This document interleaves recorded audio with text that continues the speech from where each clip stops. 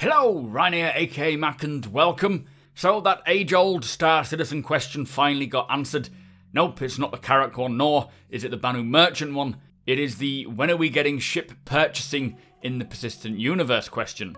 Now this has been top topic for quite a while due to the lack of ability to complete many of the missions if you just own a starter ship, plus people feeling that mining was behind a paywall.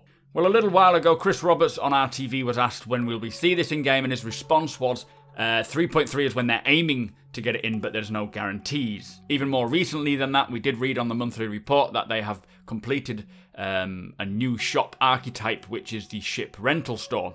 Well, it's now been confirmed by Chris Roberts during CitizenCon's keynote that the ship purchasing and renting will be in the 3.3 build along with Hurston and Lorville, so technically 3.3.5. Located around the main concourse of the Tisa spaceport, we got to see the ship renting sort of more of a kiosk. This is kind of a store where you'll be able to pick from a list of certain ships to rent, giving you access to ships for a much lesser price than you would if you were to buy them.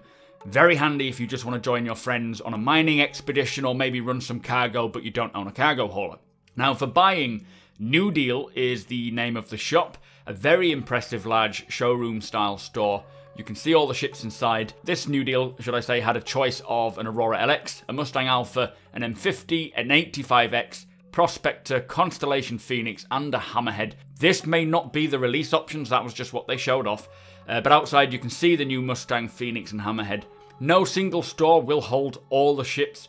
Each store will have a select set of ships. Sometimes it may just be like an Origin dealer or an Anvil dealer, meaning that you will have to travel to find a specific ship if there was one you're looking for.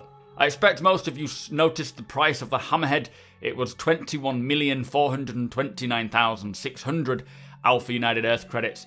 And as he heads inside, you can see the 85X is 616,000, the Aurora LX is 220,900, and the Prospector, which he actually bought, was 1,620,750 United Earth credits.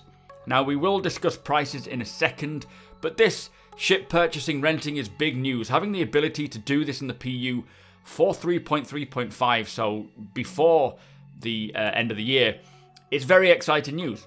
Creating this gameplay loop and opening up the opportunity to engage in more gameplay without having to splash real cash will break this stigma that you need to spend loads to play this game, and it's kind of like a cash scam.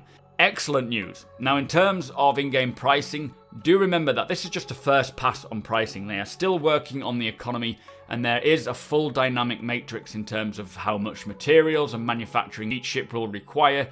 The quality and brand will determine the final cost of the ships as well.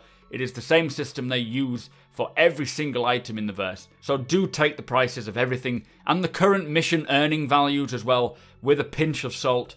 People have worked out already that you'll need to do in excess of 400 missions, I believe it was, without spending anything in order to afford the Hammerhead.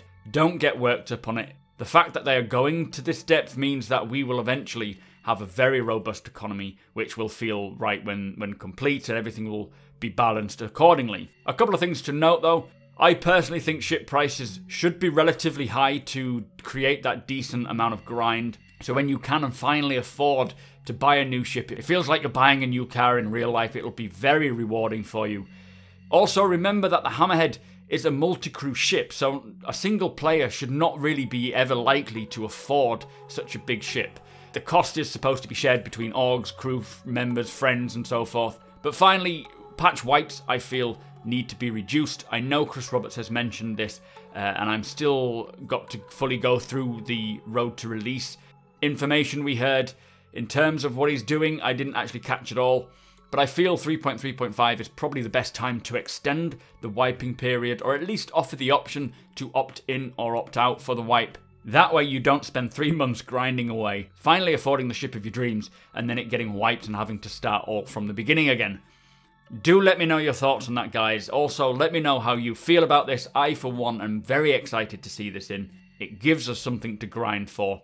Big shout out to my Patreons. If you want to support the channel even further, hit that subscribe button and follow the link to my Patreon page. It is much appreciated. That is it for today. Make sure you do subscribe though, as there's going to be more Star Citizen and CitizenCon content coming out in the next few weeks. Follow me over on Twitch as well, twitch.tv/supermacbrothers Ryan. You can join in and watch me play 3.3 and hopefully 3.3.5 very soon. Thank you so much for watching, and I shall see you next time.